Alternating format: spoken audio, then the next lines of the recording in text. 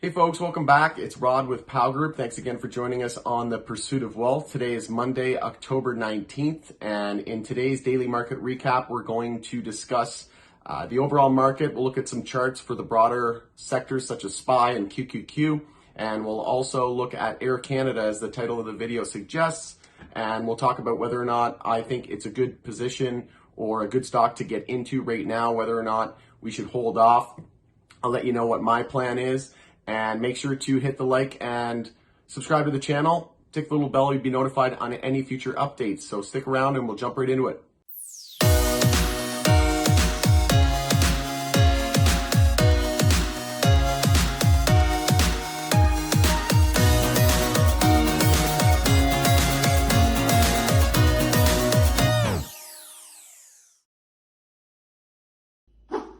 All right, folks, welcome back. So jumping right into it, I was a little late today getting the video out. I was getting my furnace cleaned, so it took a little bit longer than expected. Thought I had only one furnace, but turns out I had two. So little did I know, but let's jump right into it. So first on the list, we'll take a look at some news and some articles. So first on the list, we have the stimulus update. So I'm going to go through these fairly quickly today. It might be a longer video. So again, the title of the video is the Air Canada analysis, but I did want to wrap this into, because of time constraints, I want to wrap this into one video. So if you are interested in seeing the Air Canada, I think that a lot of what I'm about to cover is going to tie into that and whether or not I think it's a good idea to invest in right now or to hold off. So, but if you are purely just interested in listening to the AC Air Canada aspect, then just fast forward to the end of this video. So first on the list, we saw that 10 states reported their highest single day case count. And basically a lot of experts are saying that the worst is yet to come in the next few months for the sickness. So certainly starting to become worrisome. And we saw that Trump was basically calling out Dr. Anthony Fauci, calling it a disaster, saying Americans are tired of this sickness, and this all came at the time when cases are actually spiking and going through the roof. And in my opinion, I think Trump is smart because he knows that he can't win right now. He's probably going to lose. So what is he doing? He's trying to downplay the sickness, and he's trying to get all those people who are anti-vaccines or anti-government or think everything's a lie. He's trying to target those people to vote for him because he's playing it down and he's the one that had it and he contracted it. So he's trying to play it down. In my opinion, it's a way for him to gain the respect and vote of a lot of people who don't think that this sickness is an issue and that are just tired of hearing it. So very smart on his part, in my opinion. We saw that Ontario and Canada recommends against trick-or-treating this year, as 174 new cases confirmed. Then we saw that Pelosi and Mnuchin made progress in stimulus talks, and they plan to speak again tomorrow. Next on the list, we had China GDP. So economic data from China, we saw that it continued to grow and it's gaining momentum and recovering fairly nicely after the sickness has hit. So you can check out that article for more information, but essentially Alibaba was up as a result. Also, I did notice that Netflix had an earnings preview out on investing.com, which alluded to weak subscriber growth. And Netflix had a very disappointing last quarter. So if they weren't able to beat it at the height of the sickness, then if they're low on subscriber right now, it's going to get interesting. And I also saw that they're looking at raising the price in the US. So in my opinion, that doesn't really make any sense. You're expecting low subscribers, but yet you're going to raise it anyway. We'll see if there's any truth to that or if they decide to change their plan going forward. Next on the list, we have a chart that I wanted to bring up for you guys. So this is the 33rd anniversary of Black Monday. And if you don't know what Black Monday is, just give it a Google. But essentially, it was the second worst day in stock market history. And the Dow dived 508 points. You can see here that this is basically, you can check out this article on your own and read it in depth, but I'll let you do that, read it in its entirety on your own, but take a look at this chart. This is what I wanted to highlight. So very, very similar correlation here. So in 1987, the red line was was the market crash from back then in 1987, and the green is now. And you can see that we're very, very, very similar, and we've kind of overshot the highs of the 1987 high after the initial crash, and we just absolutely tanked from there. So if we know that history isn't always 100% accurate, but we can look for clues. And if this were to have any truth to it, we would look for it to happen sometime between now and October.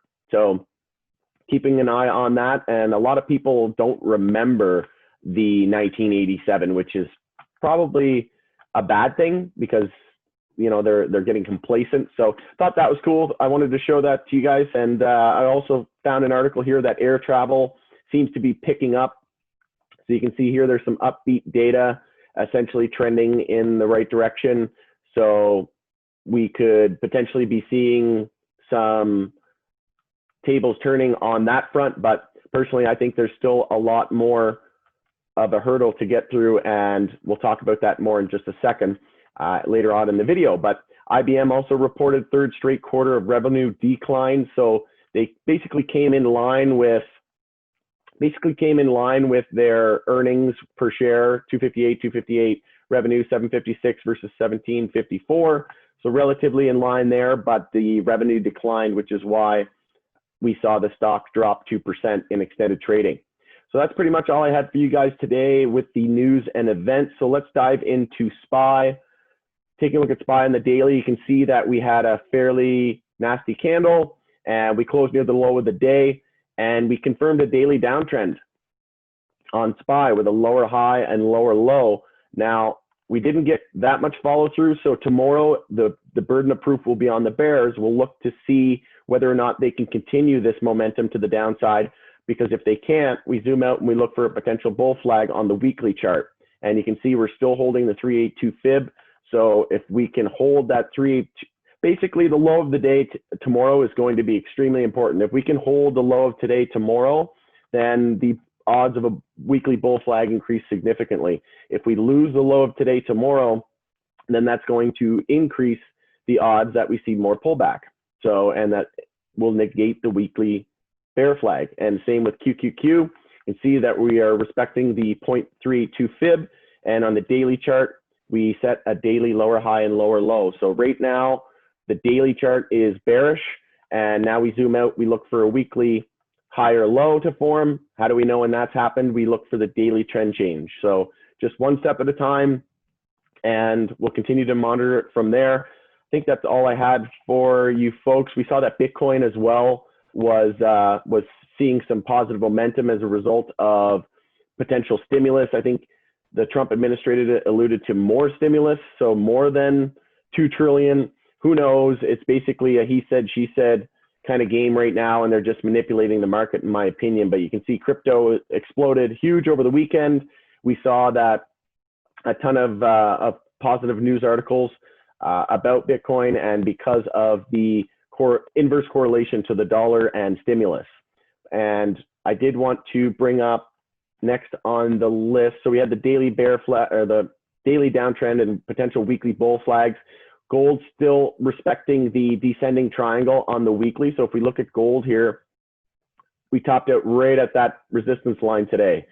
And I was starting to basically think that this was going to negate the pattern today. And I said, if we get over 1920, I'm going to start going long on gold. And especially with Bitcoin blasting off today, I thought for sure we were going to negate that. But look where we topped out. We had a high of 1918, and that's when we pulled back quite significantly. So definitely still very much intact, that pattern. So we'll be watching the descending triangle on gold. And another clue that we had, potential clue for a sell-off today, was the dollar. So I highlighted this in my videos a couple of times last week, but you can see we're essentially forming an inverse head and shoulders here on the daily. I would have liked to see us hold around the 93.30 level. We got as low as 93.21, I think it was. Yeah, 93.21. So I would have liked to see, but still potentially could be an inverse head and shoulders on the daily. So not completely ruling that possibility out yet. But then I noticed on the 15-minute chart, that we basically had a 15-minute inverse head and shoulders as well, which I'll draw that out for you guys. You can see that as soon as we broke over the 93.41, sorry, 93.34, that's when we had the confirmation, and we saw about a 10 cent rise in that index. So for the US dollar currency index. So that was another clue that we could potentially expect. But again, it was very odd to see Bitcoin run today when gold was pulling back and equities were pulling back. So we're starting to see a little bit of an inverse correlation now to the overall market and equities as a whole.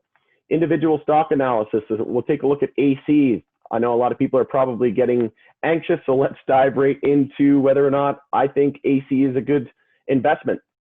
So we did hear last week that the CEO is retiring in February 2020, and we have their earnings on November 9th, 2020. So if you're not comfortable, or if you're a person that's like me and you don't like holding through earnings, maybe you want to wait and invest after earnings.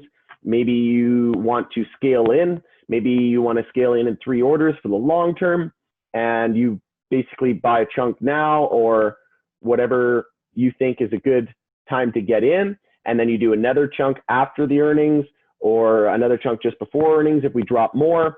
There's so many different ways you could do it, but let me know in the comments below what your plan is, and we can work through it together. And I can do my best to shed any light and provide input on that.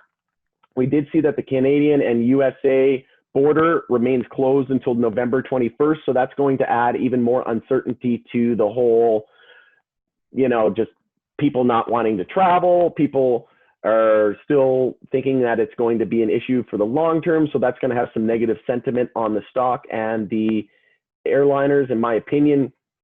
So there's that to remember. And let's take a look at some charts. So taking a look at the daily time frame on AC. So we had fairly weak close as well. We were in a 5-minute downtrend.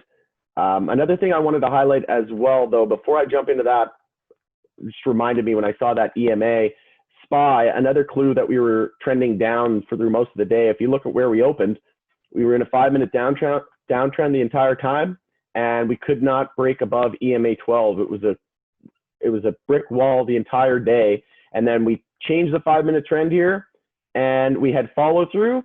It was basically a fake out into a new low of the day. And if you zoom out into the 15-minute chart, it was a 15-minute bear flag looking to confirm, but not much follow through.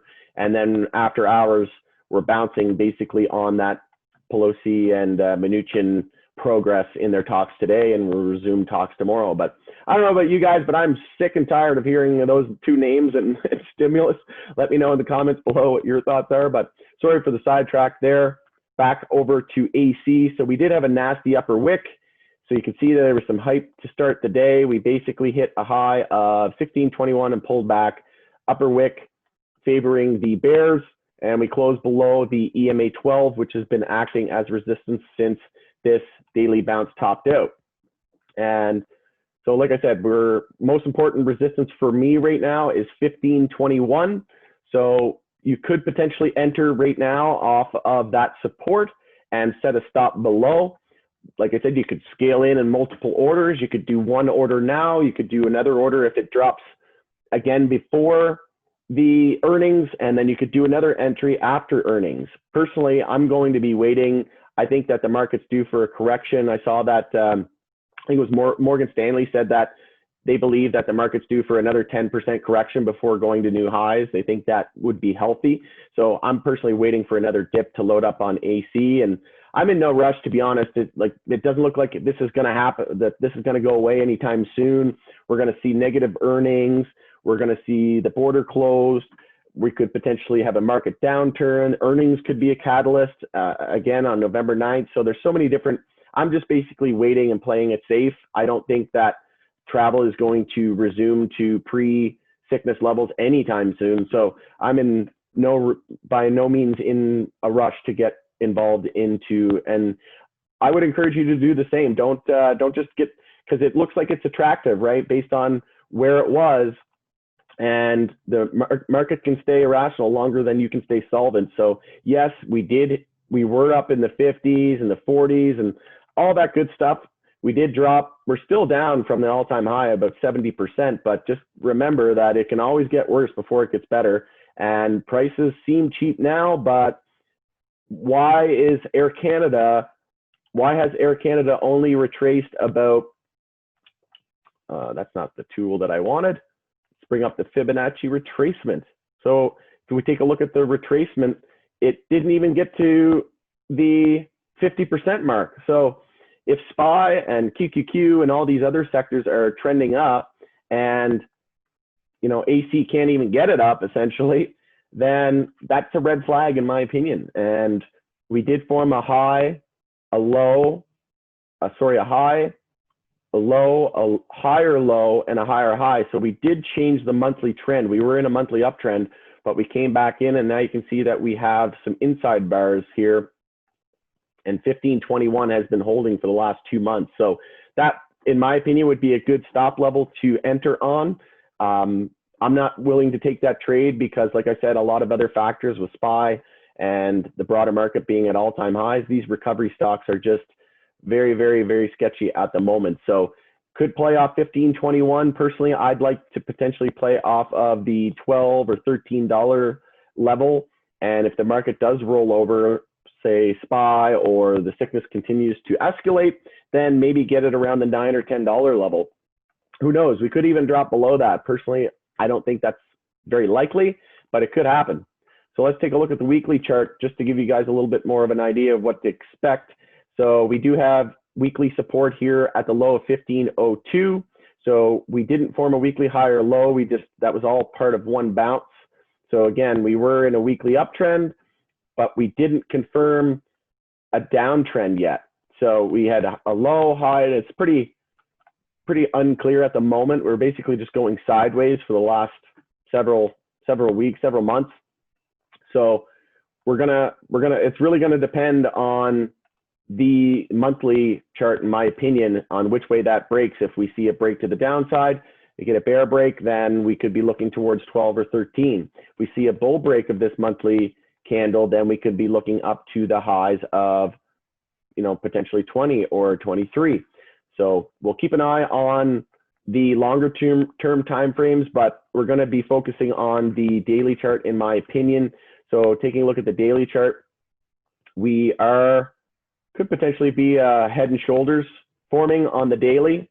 So we were in a downtrend, we lost the uptrend, and we formed a little bit of a lower high there and a lower low.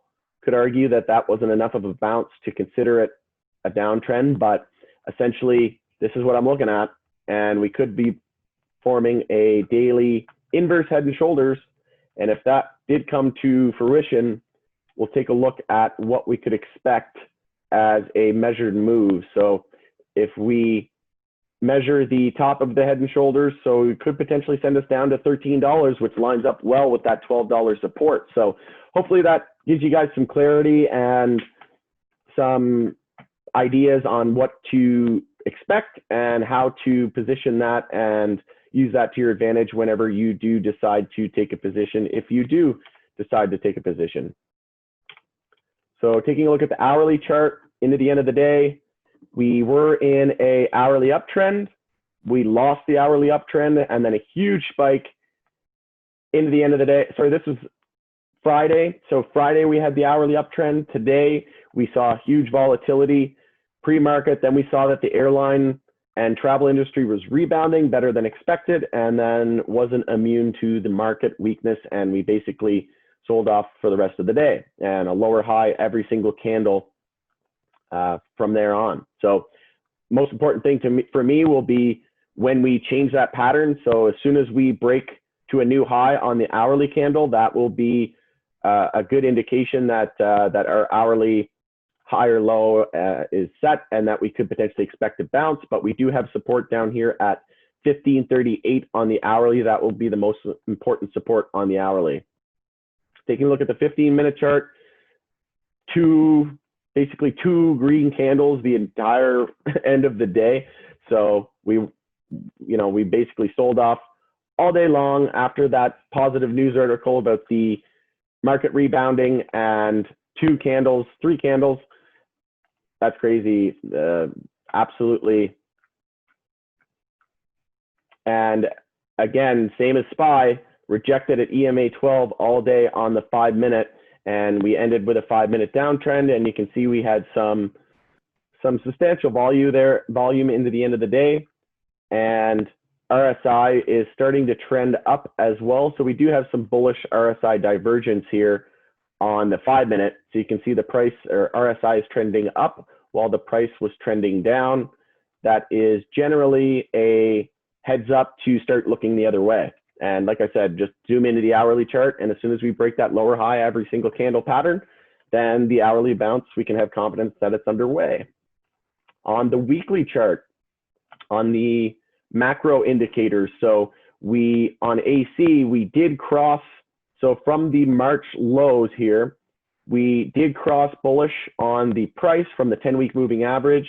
So that was positive indicator number 1. We crossed bullish on the stochastic, we crossed bullish on the MACD. So that was basically an all systems go, but you would essentially got faked out the next week because we topped out, and that's when we topped and hit our high of 23.55 and just basically been range bound and going sideways ever since. But now we are looking for a potential cross of this MACD. Stochastic has already crossed bearish. We're already below the 10-week moving average.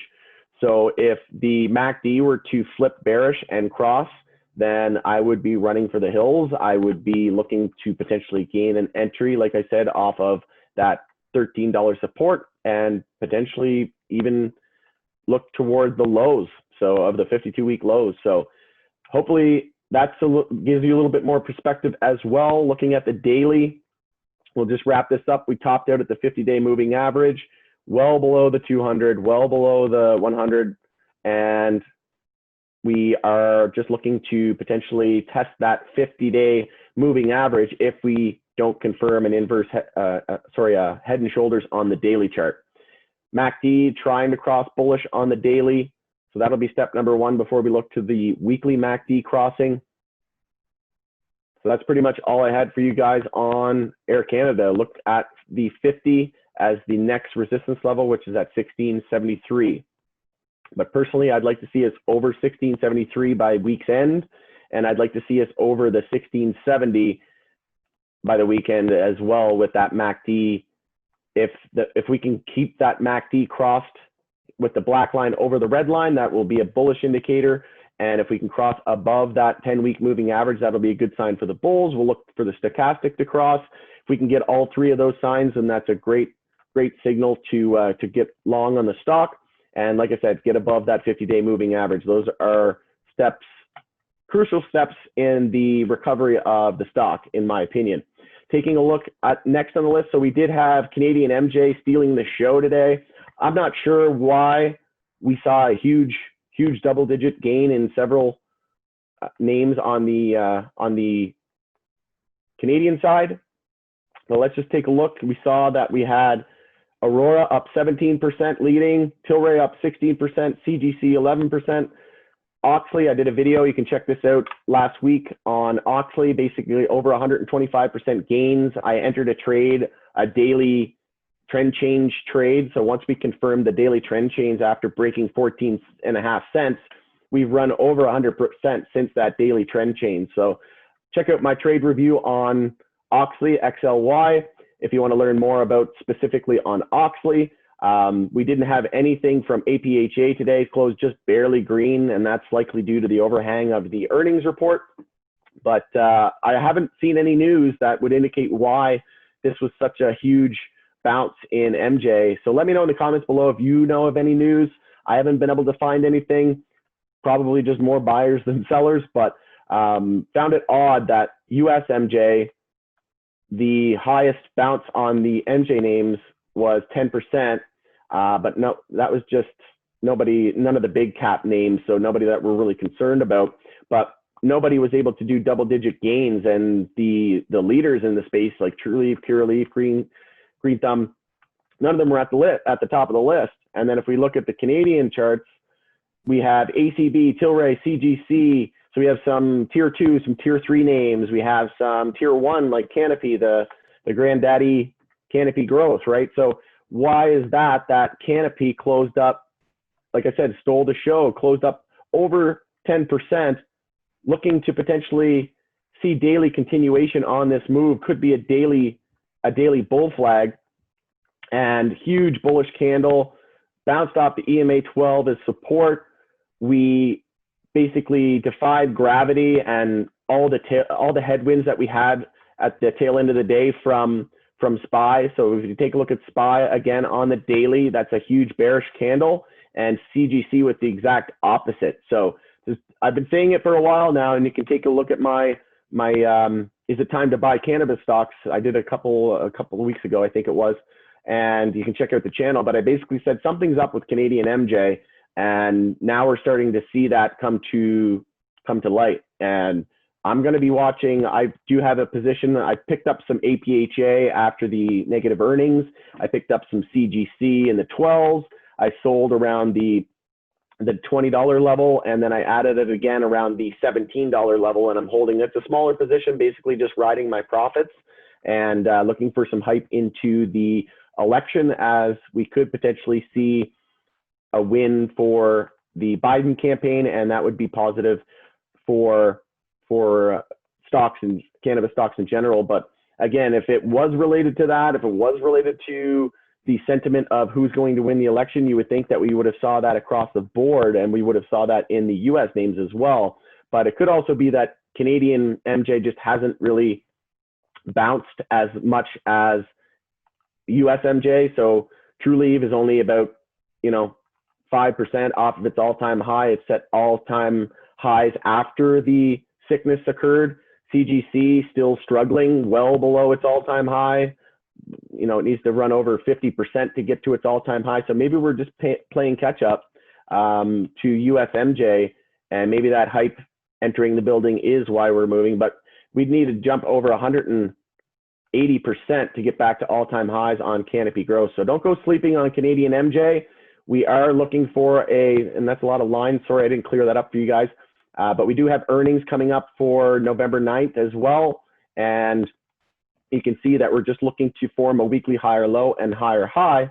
If we can get over the high of this bounce in EMA 12, which was 22.19, that will confirm a monthly uptrend, and that'll be very, very positive sign for the bulls. But taking a look at APHA was looking to basically change its monthly trend bullish, but it did fail at that earnings report. So just like we saw with Hexo last earnings report, just poor timing in terms of market correction and consolidation, and also that Hexo had great numbers and great earnings, and it still decided to get pulled down with the market. But APHA had terrible earnings, so that's why we saw a drop of 30%. But personally, I think that Hexo is going to see some better numbers going into its earnings. It has earnings on the 23rd of October, and we saw that APHA had bad earnings. We saw that ACB had bad earnings. We also found out from ACB that they lost market share in Canada. So if APHA didn't do stellar and ACB did worse, who could have absorbed that market share? And personally, I think it's granddaddy CGC and Hexo. I think Hexo is extremely undervalued. We also have drinks that hit the market. We have vapes that are now available across Canada. I personally just picked up a bag of the OS 220 in BC on my trip, which I'll do a video of Hornby Island in BC, toured all of Vancouver Island, but bought an ounce, so 28 grams of the original stash 220 indica, had 20% THC, $112 after tax. So again, this is in British Columbia, but $112 after tax. That's absolutely incredible. It's going to be an illicit market killer, in my opinion. And we're already starting to see a lot of numbers and statistics out that we're already starting to eat into that gray market and black market. So this is exactly what I think the market and industry needed, was lower prices, more competitive prices with the illicit market, and $112, that's absolutely amazing. I've never seen anything that low. Let me know in the comments below if you've ever seen anything lower than that. But the product is amazing. Like I said, 20% THC. It's not too dry.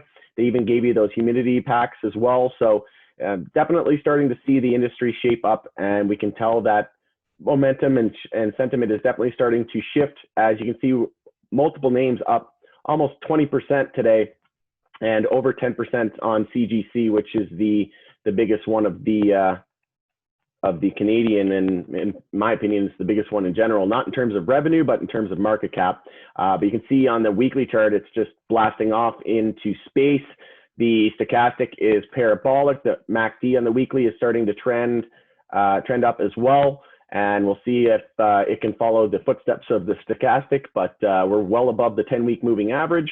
And like I said, it's clear that Canadian MJ is extremely strong, and today's close with the high of the day and huge bullish candle with a potential daily bull flag potential, while SPY closed at the low of the day with a very ugly bearish candle, has me watching Canadian MJ like a hawk. So don't go sleeping on Canadian MJ. So in summary, basically just want to reiterate that Trump is pulling a smart card, in my opinion, by going after all the people who think that the sickness is a hoax. They think that it's overblown, blah, blah, blah. So now what did Trump do? He contracted it, and now he's using it to his advantage. So he's basically trying to get all those people who are anti-vaccines, anti-government, anti-sickness, anti-everything to vote for him, because he says America's sick and tired of hearing about it.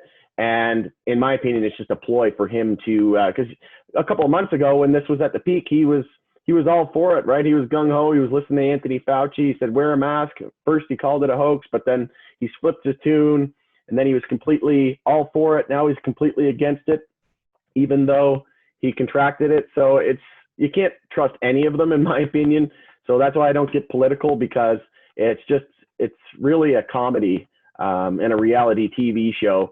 The more you tune into and I don't know if you saw the Saturday Night Live skit with with the presidential debate mockery, but it was absolutely fantastic. Give that a YouTube, and that's a must watch, in my opinion.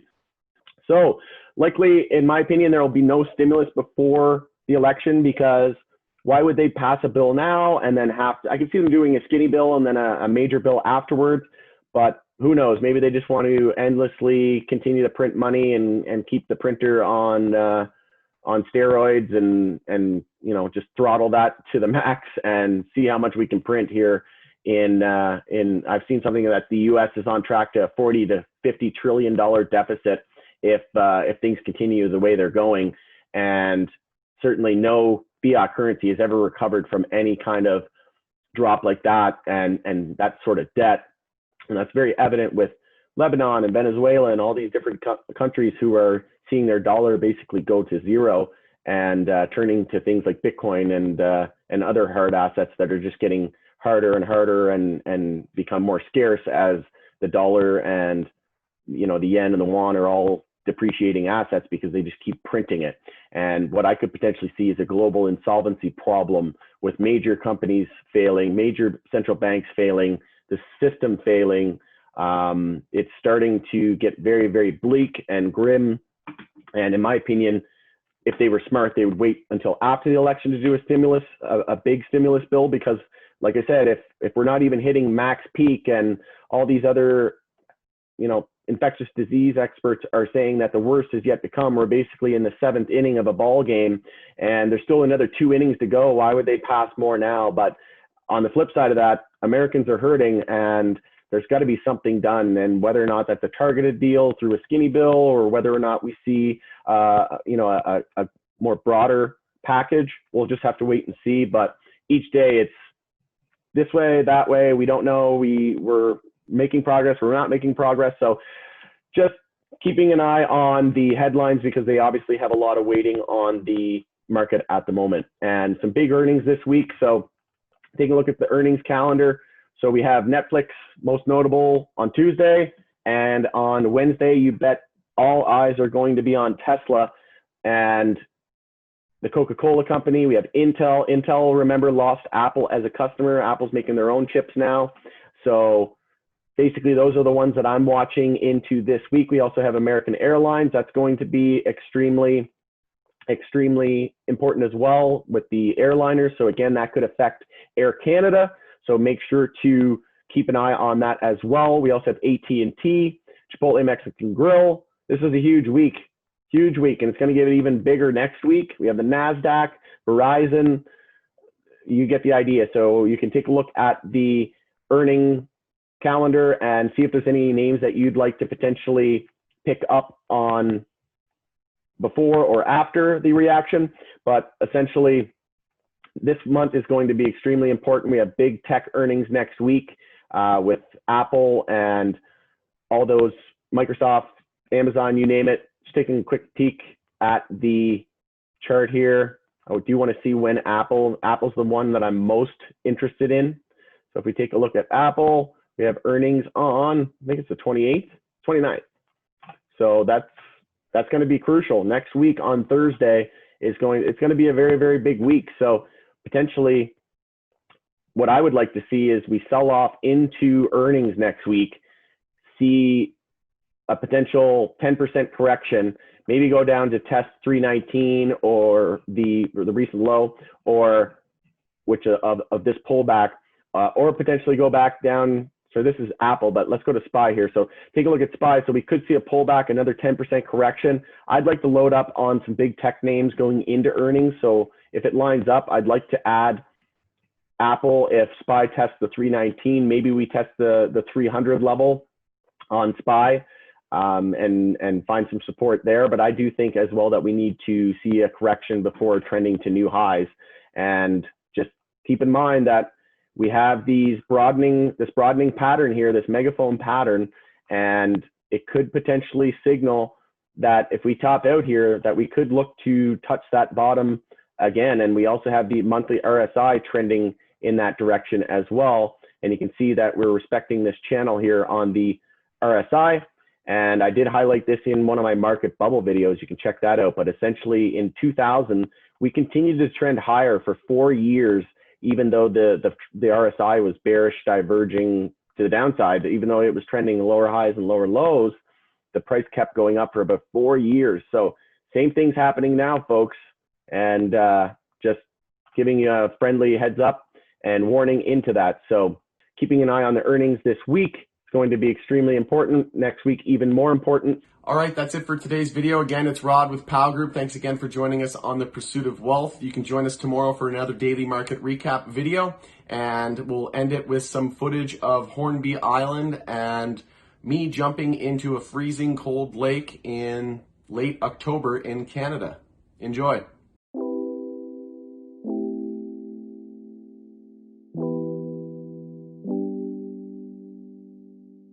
October 15th, this is how we do things in Canada.